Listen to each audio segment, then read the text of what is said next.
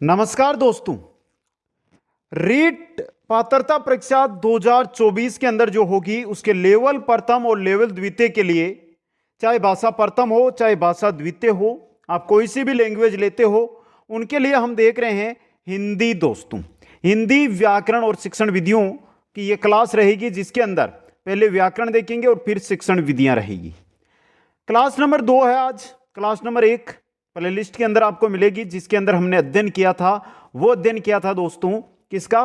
भाषा एवं वर्ण विचार का। दोस्तों, अब यहां से समझना आपको यह है कि आप क्लास है वो ट्रिक के माध्यम से रहेगी, वही चीज आपको पढ़ाई जाएगी जो एग्जाम में आती है। दोस्तों, समझ गए? दूसरी बात, ये नोट्स है वो कुचामन ऑनलाइन क्लासेज ऐप है, उसके स्टोर में उपलब्ध है, वहां से जाकर आप प्राप्त कर सकते हैं। वीडियो को लाइक शेयर और चैनल को सब्सक्राइब कीजिए। शुरू करते हैं आज की क्लास, जिसमें आज हमारा जो टॉपिक रहेगा वो है स्वर संधि। दोस्तों, देखिए, संधि है, अगर एक क्लास में लेते तो कम से कम 1.5 घंटे की क्लास होती।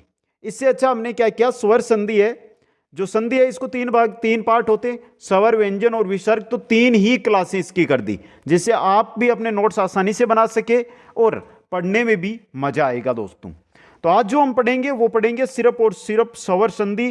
5 पार्ट, जो 5 भाग है स्वर संधि के, उन 5 भागों की 5 ट्रिक बताऊंगा, जिससे आप आराम से हर एक प्रश्न को सोल्व करेंगे।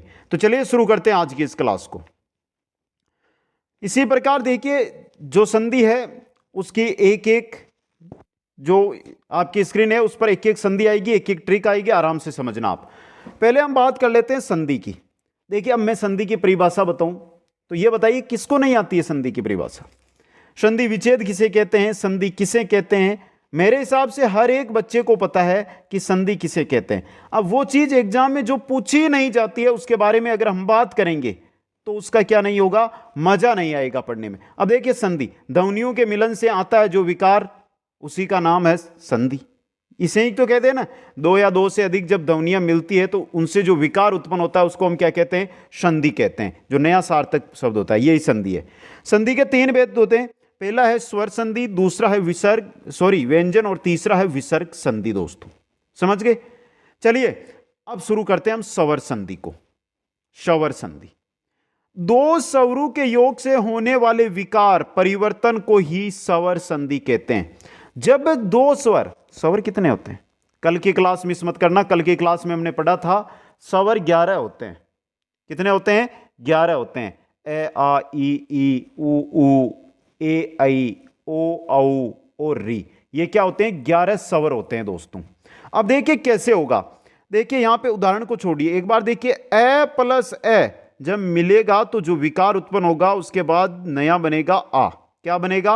आ का निर्माण होगा, परिवर्तन होगा। ये तो कर्म यहां पर क्या है? ए है, और यहां पर ए आपको दिखाई दे रहा है, ये दोनों ए मिलेंगे तो देखिए यहां पर आ की मात्रा लगी हुई है, कर्मांक। ये संधि है स्वर संधि।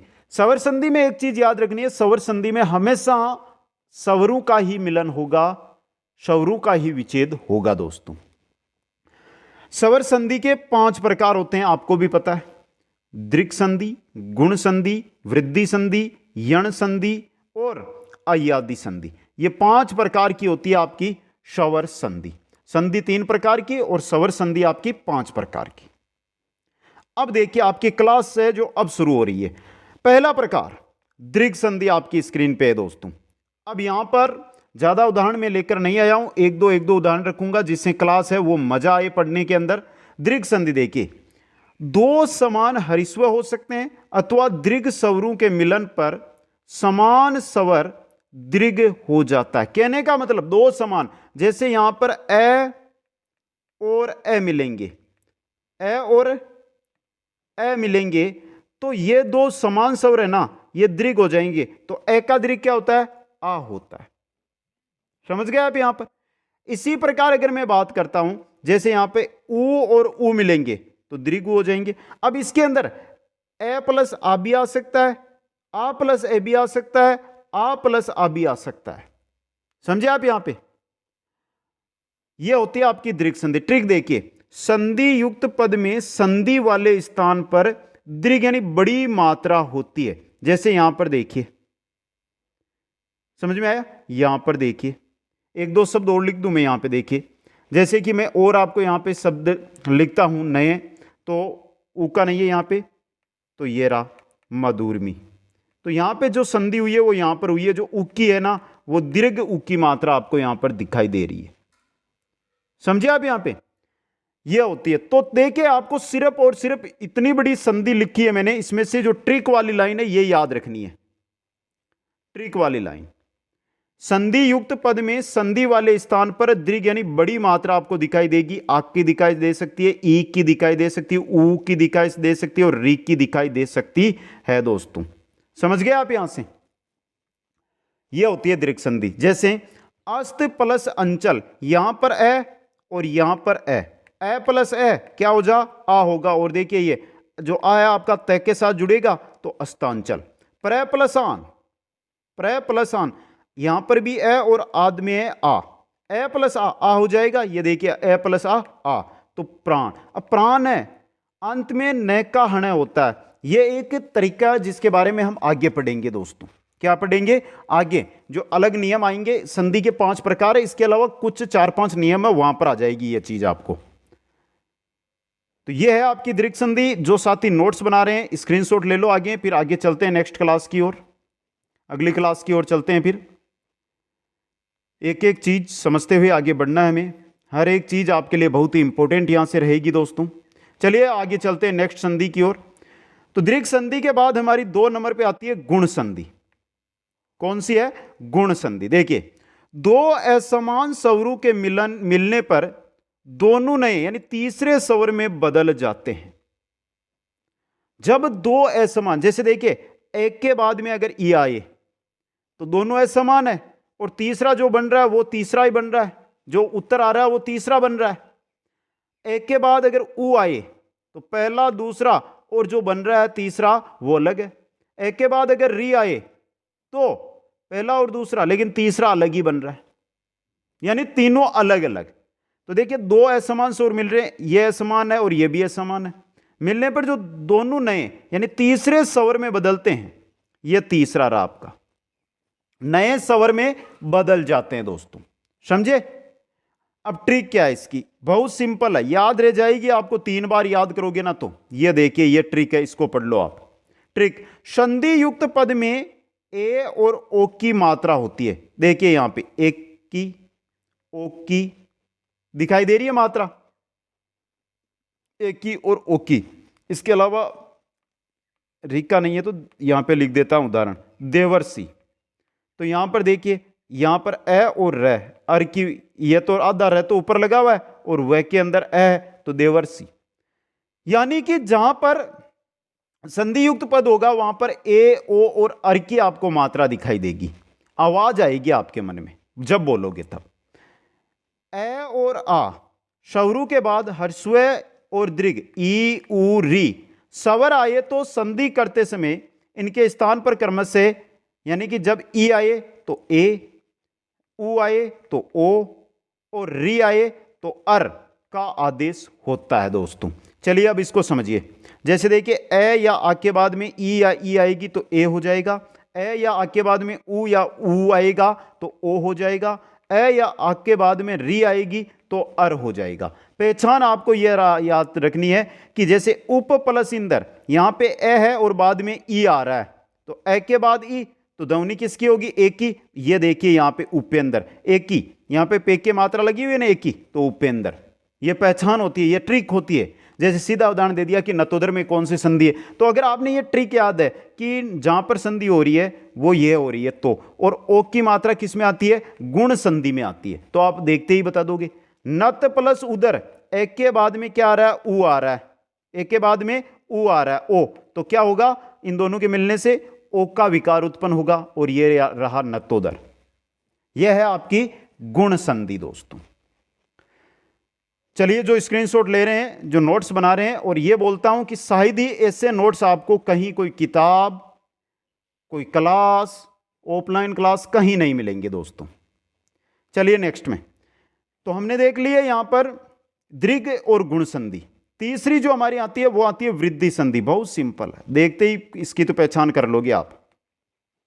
क्या कहती है आपकी वृद्धि संधि? देखिए जब ए और आ स्वर के बाद में ए आई आए तो आई होगा, ओ और औ आए तो उसका औ हो जाता है, इसे ही वर्दी कहते हैं। यहां पर देखिए, एक को जब हम प्रयुक्त करते हैं तो मात्रा ऊपर दो लगती है इस प्रकार, और ओ को जब हम प्रयुक्त करते हैं तो मात्रा दो लगती है इस प्रकार। यही है ना। तो ट्रिक क्या है, संधि स्थल पर दो मात्राएं होती है, और जहां पर भी आपको संधि में कोई ऐसा शब्द दे जिसमें दो मात्राएं संधि स्थल पर लगी हुई हो, हमेशा वृद्धि संधि वहां पर करनी है। जैसे एक एक, जलोष्दी, दोनों में क्या दिखाई दे रहा है, दिखाई दे रही है मात्राएं दो दो, यही चीज है। अब देखिए यहां पे एक के बाद ए और आ के बाद में अगर ए और आई आए तो इनके मिलने से विकार किसका होगा, आई का। ए और आ के बाद ओ और औ आए तो इनके मिलने के बाद जो विकार होगा वो औ का होगा, दो मात्राओं का विकार होगा। देखिए यहां पर उदाहरणों को समझिए।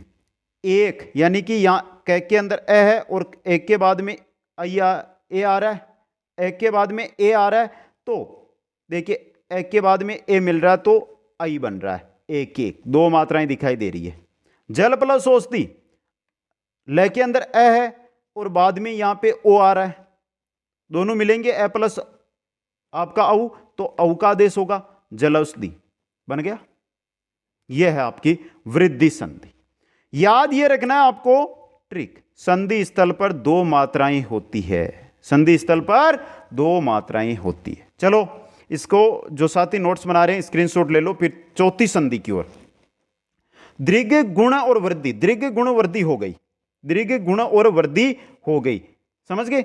चौथी जो हमारी संधि आएगी वो आएगी यण संधि। बहुत सिंपल संधि है, कोई बड़ी संधि नहीं है ये। यण संधि की बहुत अच्छी पहचान है, पहले बता दूं आपको, और इससे ही क्वेश्चन आता है। ये, व और र, इन तीनों से पहले आधा वर्ण आपको दिखाई देगा, आधा वर्ण, तो वहां पर हमेशा यण संधि होगी।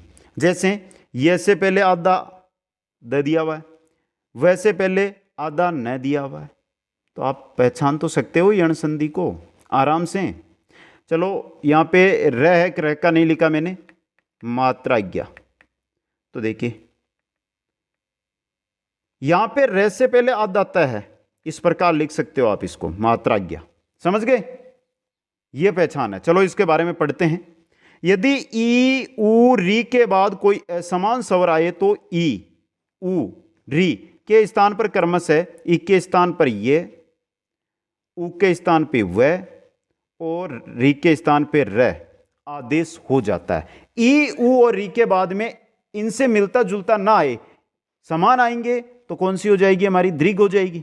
अगर समान नहीं आ रहा तो वहां पर यण संधि होगी, और ई बदलेगा ये में, उ बदलेगा व में, री बदलेगा र में। ट्रिक, शब्द में ये व र से पहले आधा वर्ण आपको दिखाई देगा, और आज तक यण संधि या स्वर संधि की बात करूं मैं, अगर स्वर संधि की पांचों प्रकारों में से कोई सा भी क्वेश्चन कैसा भी एग्जामिनर पूछ ले, गलत नहीं हुआ जो साथी हमारी ट्रिक पढ़कर गया है, यह बात है दोस्तों।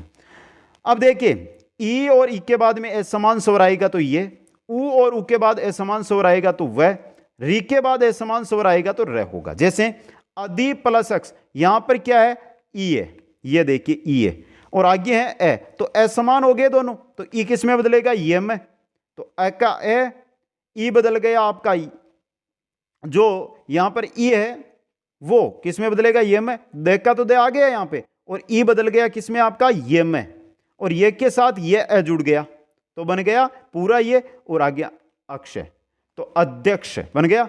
अनु प्लस ए, उ के बाद व ए आ रहा है तो व में बदलेगा उ, तो देखिए ए का ए और आधा न, क्योंकि उ तो चला गया तो आधा न बचा यहां पे, बच क्या, उ किस में बदला, व में, तो ये रहा आपका व, और व में मिला ए तो व हो गया पूरा, और ये अनवे।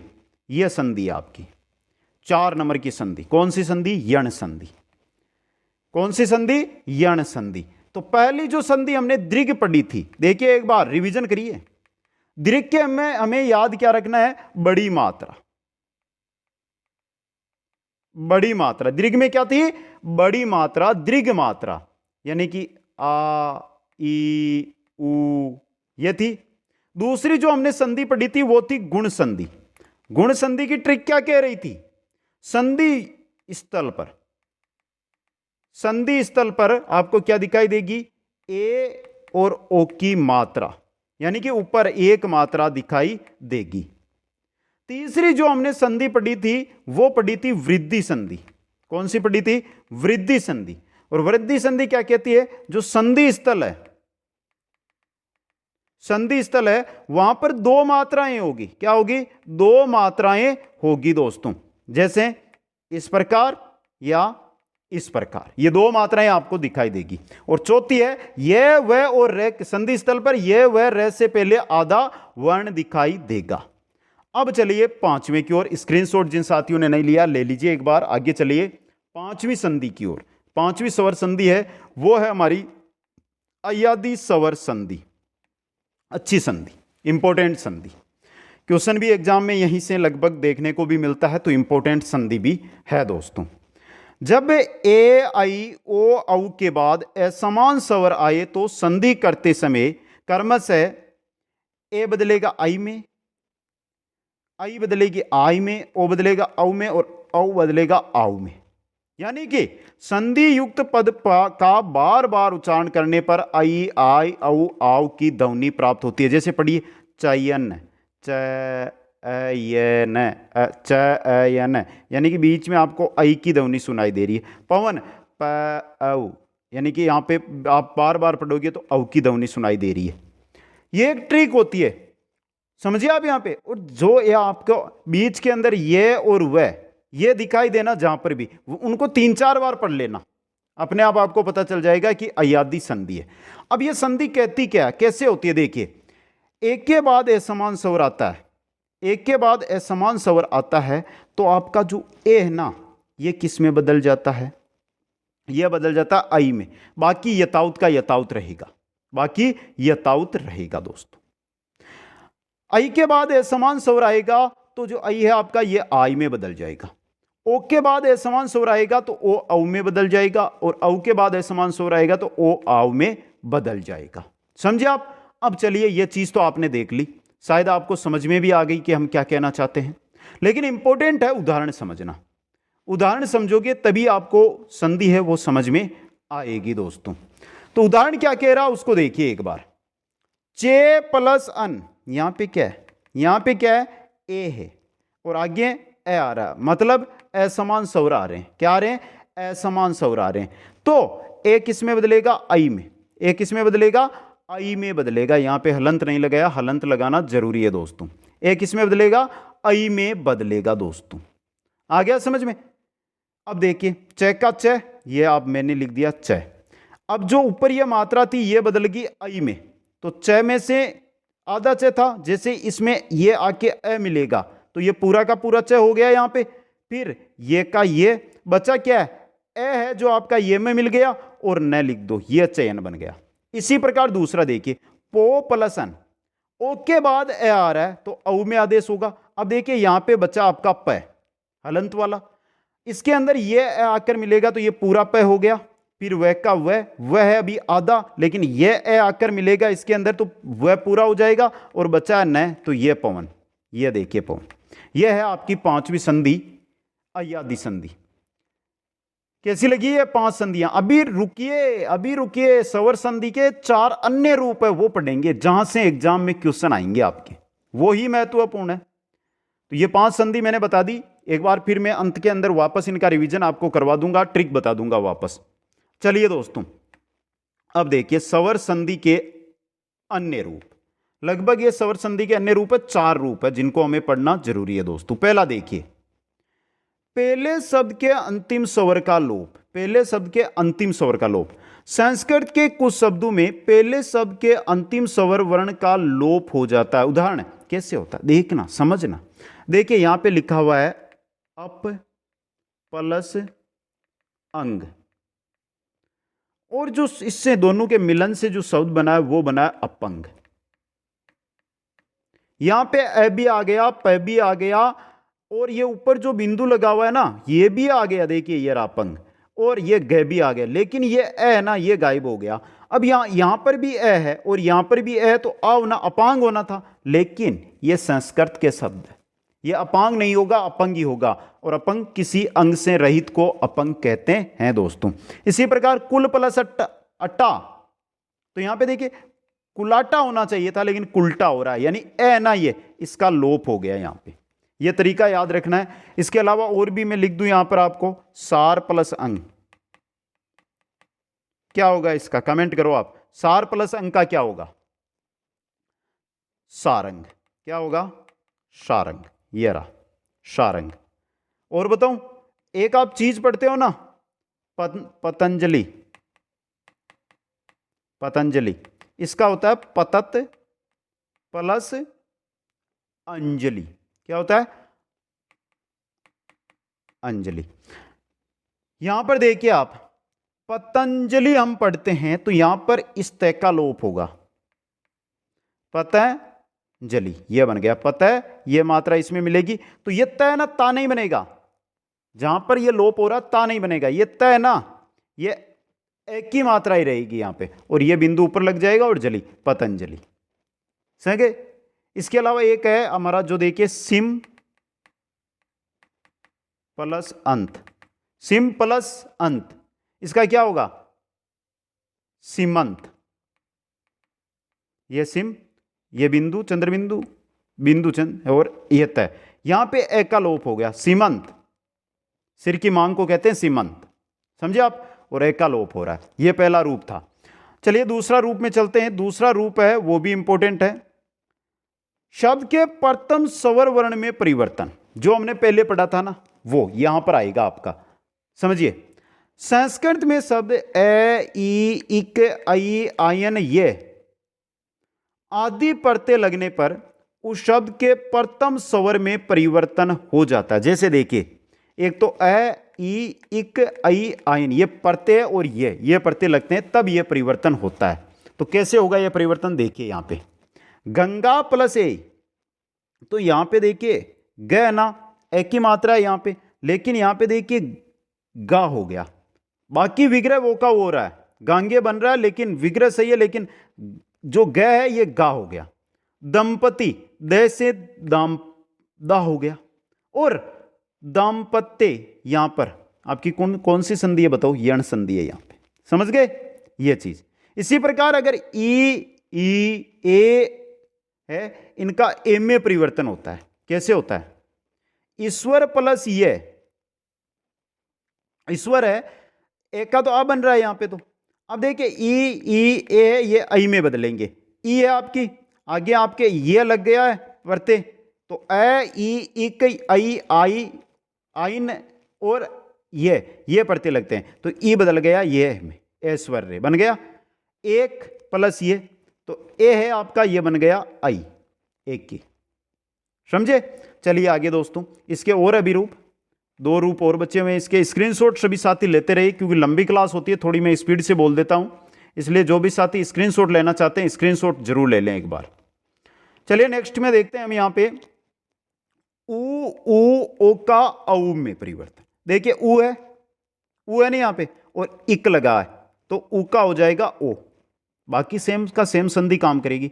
यहां पे भी उ है और आई लग रहा है, मतलब जो उ है आपका, ये ओ में बदल जाएगा, औ में बदल जाएगा, कौन थे बन गया।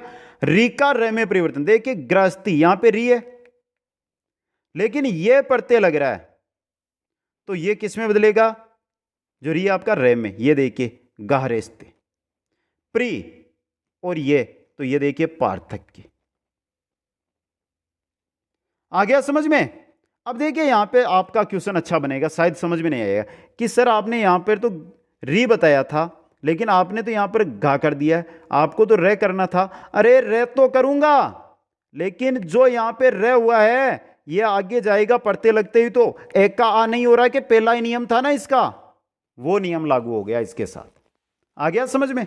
यह था दूसरा नियम, लिख लेना, 3 बार पढ़ लेना, याद अच्छी तरह हो जाएंगे आपको। आगे चलिए नेक्स्ट में, तीसरा और चौथा, यह भी इंपॉर्टेंट है। प्रथम शब्द के अंतिम स्वर वर्ण का दीर्घ हो जाना, प्रथम शब्द के अंतिम इसका दीर्घ हो जाना, इसका वह है नहीं यहां पर, तो देखिए संस्कृत के कुछ शब्दों में प्रथम शब्द के अंतिम स्वर का दीर्घ हो जाता है, जैसे मुसल प्लस धार मूसलाधार, विश्वा प्लस मित्र विश्वामित्र, याद रखना मित्र विश्वामित्र। और भी है, और बताऊं क्या? प्रति प्लस घात, क्या होगा इसका? प्रति प्लस घात क्या होगा बताइए? प्रतिघात। शुद्ध शब्द यह होता है इसका, प्रतिघात का। बाकी हम छोटी मात्रा इक्की भी लगाते हैं यहां पे, लेकिन वो गलत मानी जाएगी, समझ गए? प्रतिकार, प्रतिकार के अंदर भी कार इसी प्रकार आएगा, ये होते हैं। अगला चौथा है दूसरे शब्द के अंतिम स्वर में परिवर्तन हो जाना। दूसरा शब्द है उसके अंतिम स्वर में परिवर्तन होना, जैसे संस्कृत के कुछ शब्दों में दूसरे शब्द के अंतिम स्वर में परिवर्तन हो जाता है। यथा देखिए दीवा प्लस रात्रि, यहां पर एक की मात्रा है लेकिन यहां पर एक की मात्रा है, यहां पर एक की मात्रा है लेकिन यहां पर एक की मात्रा है, यह परिवर्तन होता है। दीवा प्लस रात्रि, दीवा रात्र, यहां पे त्र आएगा, दीवा रात्र। जो एक की मात्रा ये ए में बदल जाएगी, ये ई में एक ए में बदल जाएगी। नव प्लस रात्रि नवरात्र, ये एक संधि का रूल होता है, एक अपवाद होता है जो आपके यहां पर काम करता है, और यही आपकी स्वर संधि है। स्क्रीनशॉट लीजिए मित्रों, फिर हम आगे की बात करते हैं। एक बार जो हमारे साथ जुड़े हुए साथी है वो कमेंट कर दें जल्दी से और मेरे को बता दें कि आप में से रीट पात्रता की तैयारी पहली बार कौन कर रहा है? रीट पात्रता की तैयारी पहली बार कौन कर रहा है? पहली बार जो तैयारी कर रहे हैं जल्दी से कमेंट करो मित्रों। अब देखिए ये स्वर संधि थी। अब याद करने का तरीका यहां से मैं बता दूं आपको वापस एक बार, सभी साथियों को याद करने का तरीका है, 5 संधि है हमारी स्वर संधि के, 5 प्रकार है, पांचों की 5 ट्रिक बनती है। तो पांचों को आपको 3 बार दिन में पढ़ना है, 5 दिन तक पढ़ना है, दिन में 3 बार, 15 बार पढ़ोगे, आज नहीं आने वाले 50 साल तक नहीं भूलोगे, समझ गए? ये तरीका आपको अपनाना है। बाकी नोट्स अगर आप बना रहे हो तो बहुत अच्छी बात है, नहीं बना रहे हो तो जैसे ही 15-20 क्लास हमारी होगी इसकी, फिर मैं ऐप पर कंप्लीट नोट्स उपलब्ध करवा दूंगा। कुचामन ऑनलाइन क्लासेज ऐप है, उसके स्टोर में ये नोट्स आपको मिल जाएंगे। बाकी जो लास्ट रीट हुई थी उसके नोट्स वहां पर उपलब्ध है, उनको जाकर आप परचेज कर सकते हो, सेम ही नोट्स है, कोई दिक्कत नहीं है दोस्तों। आप सभी साथियों को बहुत बहुत धन्यवाद। कल इसी टाइम हाजिर रहना नेक्स्ट क्लास व्यंजन संधि के लिए। जय हिंद, जय भारत।